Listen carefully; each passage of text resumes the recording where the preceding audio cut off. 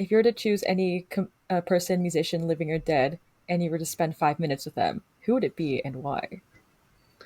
I think if I could choose anybody, I would probably choose, this is such a weird answer. I would probably choose Hildegard von Bingen because I just think that she lived such an amazing life.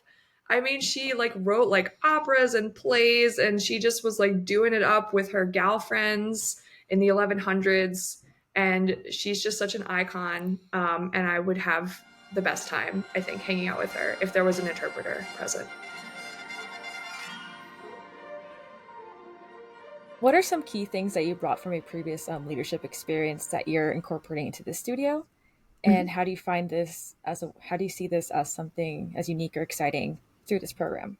Yeah. Oh, so much. So, I mean, I came to Gabriela Ortiz Composing Studio knowing that I knew how to put a program together. Of course, this is a different population than what I'd worked with previously, which was mostly high school students. But I think I was more drawing on my experience as a composer going to composition festivals and just kind of taking pieces here and there of like what I really liked and felt like worked very well. So like having the opportunity to write a piece and to workshop a piece, I felt like was really valuable. Having opportunities for to meet master composers, but also have work share opportunities with your peers.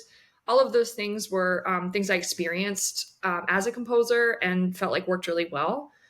And the thing that I think is really unique about our program is that it is just you can come in at a bunch of different levels of being a composer and still get like a lot out of the program.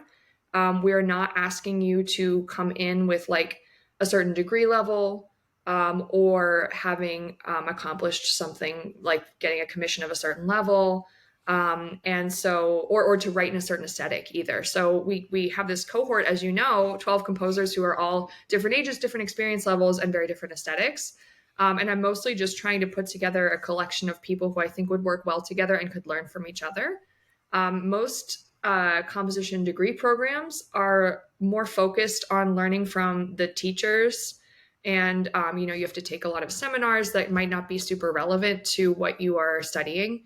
And so here we can be really focused. And we since it's all virtual, we also have the opportunity to bring in people who you would probably never get to bring into a physical university degree program. Like we had Nico Muley and Anna Klein in the last week, and then we get to have folks from like Andrew Norman zooming in from California, and it's really cool. Like there's no other program that really does that, and that welcomes in this kind of diverse group of people. Yeah, thank you for talking about that. And to continue off with like diversity, like one of my experiences throughout like this programs, I love how diverse our like experiences are and our compositions are within this program. And if you can speak on like the important how you find this like important in bringing to the composition program and like how you would like to expand this more in future years. Yeah, absolutely. I think well, first of all, I think it's really boring to just be around other composers who are writing the same music as you, like really similar music. I just don't think that you're going to get pushed in the same way to think about questions. Whereas someone's like, I really don't care what notes are on the page, but I really care about the rhythms. And maybe that's like super different to the way that you think about music.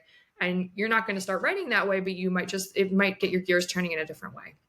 So I think working with respectful composers who have very different styles is one of the, if not the number one most important thing when you're studying, to have like that group of community support. All of your peers, all of their experiences, those influence you.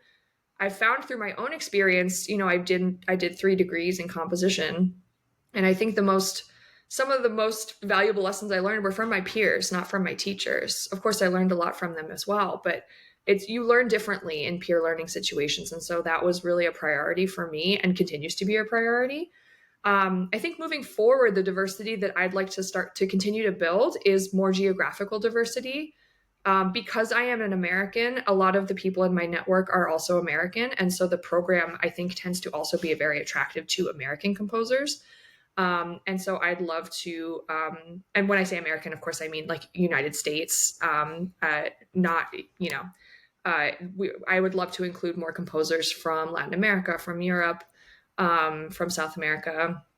even Asia. It becomes challenging with the time difference in some places, but I would love to expand our geological or our geographical diversity. Great. You said so many amazing things, and it just like it resonates a lot with me because having like the different like composers in our sessions, I feel like I am learning a lot from them too, as well as from the people who are coming in zooming in our sessions. And through our in-person residency, there's a lot that I learned from Mhm. everyone, and really, it was a really a wonderful experience and very open experience too. And it was very successful in that sense, not just with like Gabriela Ortiz being a really open composer, but also just having that, I think, safety amongst each other and just kind of like that reassurance Mhm. that like we do these things differently, but we're willing to learn from each other. And I think that's really Oh, beautiful. good. Oh, I'm so glad to hear that. I really Yeah. felt like, I mean, this was our first residency, and I feel like it was so successful. I mean, of course, there are things that I'll alter in future years, but like on the whole, it really worked well. Like just seeing you all bond in person was so rewarding for me. And Gabriella, of course, is like such an amazing composer and pedagogue, and she had so many insightful things to say about your music and getting to work with the performers in person. I mean, that's like, of course, our program is mainly virtual, and I think it works. There's so much you can do virtually for composition education in particular. It's just a lot easier to share, but having the opportunity for some in-person connection, I think, kind of has made this program really special. How do you really balance between like your life as like an arts leader, like whether in school and own academy, you composing, and also you as a cellist? How do you really find that balance, or is that something you shift over time? Or if you could talk a bit about Definitely that. shifts over time, but it's I don't know. It feel the word balance is like really a hard thing for me to define because it's not possible to do everything. I'm doing a lot of things. So, like, I have this job with OAcademy. I have my own nonprofit Wildflower, as you know. I teach composition at Temple. I'm also a church music director. I perform as a cellist, and then I have my own composing projects. And so, like, between all of those things, it's like it's not possible to maintain all of them at 100%. So, I think the thing for me that feels like the most critical, number one, is making sure I'm like enjoying every piece of it. If there's something that I'm not enjoying, then I'm like, it's time for that to go because I don't really have time to mess around. And then the second thing is to really just make sure I'm very organized with how I'm spending my time and knowing like what's most important to tackle when. The thing that's the easiest thing to lose track of is your own personal creative time. I've recognized like there's going to be these peak times where I'm just really busy with more administrative things and making sure I can fulfill my responsibilities. And then when those lessen, especially over the summer is a big time when that happens, then I have time to catch up on my own personal stuff. And it feels really exciting to be able to get back to it. So it's nice in a way. I do have another question about your role as like an artistic leader. Like, how did you get into it? When did you realize this is something that you want to continue throughout with your music career? Oh my gosh, I don't know if I ever like realized it in a formal sense. I mean, so before I came to OAcademy, I founded this nonprofit, Wildflower Composers, and that was like not. It kind of happened accidentally in a way. I was like driving one day and I was like, why is there no camp for young girl composers? And it just kind of came to me in that way, and so I started investigating what it would take to put it together. And, after the first festival, I was like, I think I want to keep doing this. It just felt really meaningful.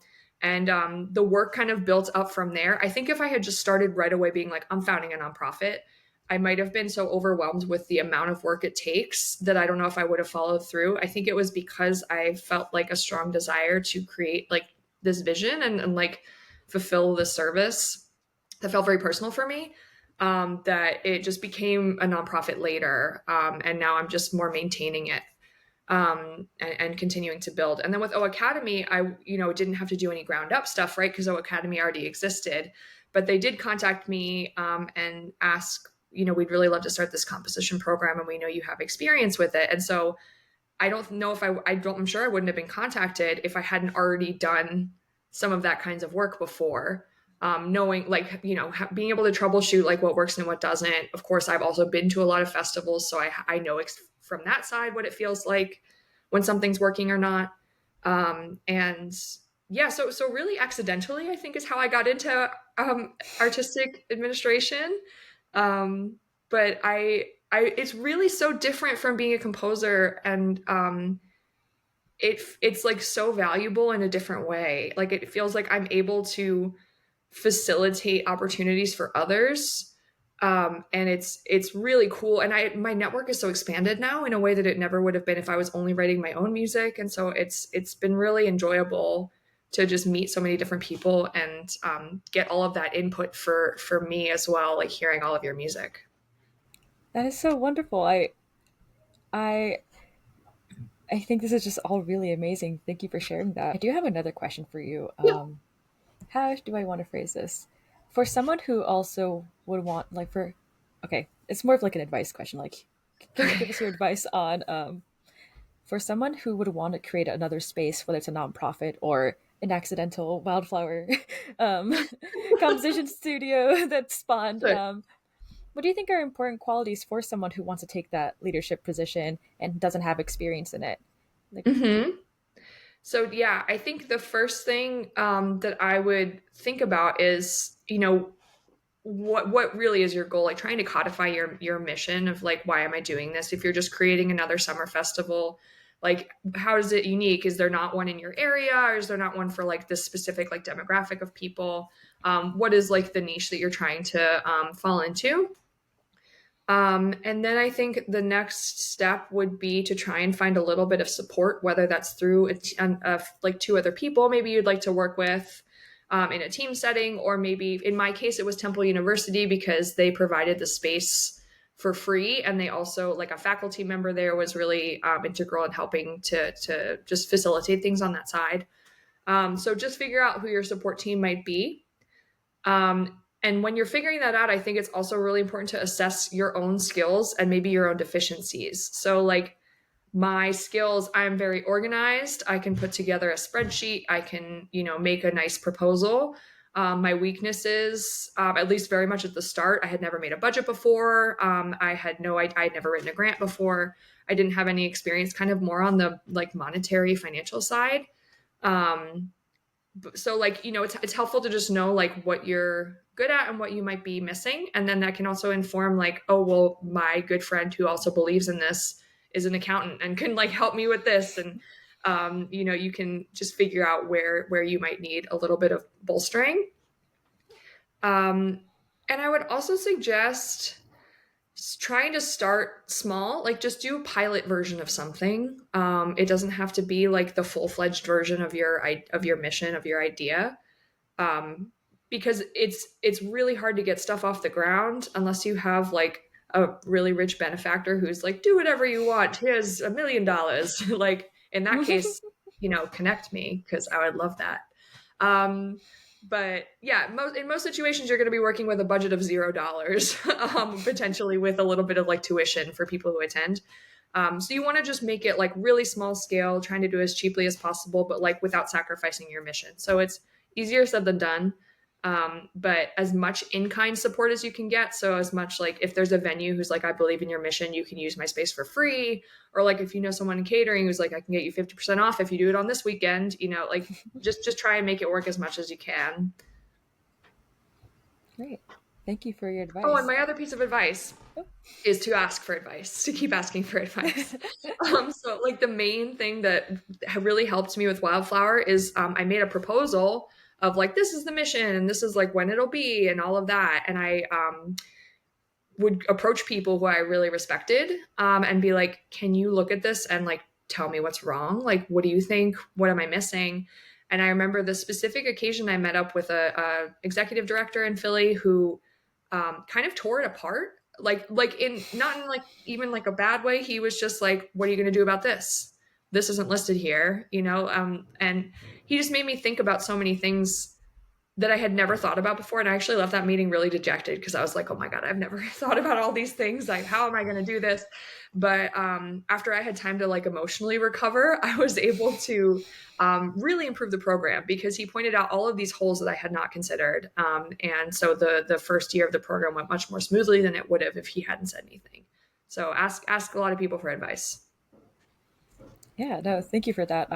I also have that that fear of like rejection away, whether it's like with like even through constructive criticism. Yeah. And I guess maybe going off a bit of that, how do you really combat that with like just how do you continue how do you continue believing in a project after you go through so many hurdles through it, or if you get like some sort of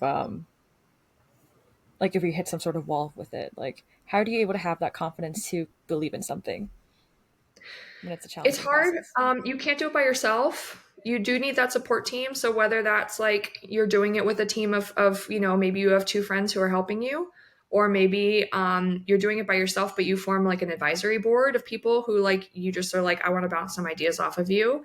Find other people who believe in it too, who can help you when you are having doubts because they're inevitable. You're gonna like get 5 grant rejections in a row, and you'll be like, oh, this is never gonna work. I'm so stupid for wasting my time. Like you're gonna like get down on it. So like you have to take precautions to begin with in order to make sure that you're able to have someone to lift you up when you're not feeling like you can get there yourself. What about you, Jennifer? Who would you pick, living or dead? That is a challenging one. Musician, I guess. Who's been on my mind lately is Chopin. I always been a fan of his piano works, and just I love how like romantic and like how beautiful like his how like seamless his voice leading is, and it's Mm. vaguely like very kind of like vaguely just like it bends the rules so much, and it's so exciting. I just want to know like, hey, what's going through your mind in doing this, and like Mm. I don't know, love I him. bet he would have a great answer because he was apparently a very good teacher. Oh, So cool. he would probably be good at expressing that. Thank you so much, Jennifer. Thank you, Adriana. This was awesome.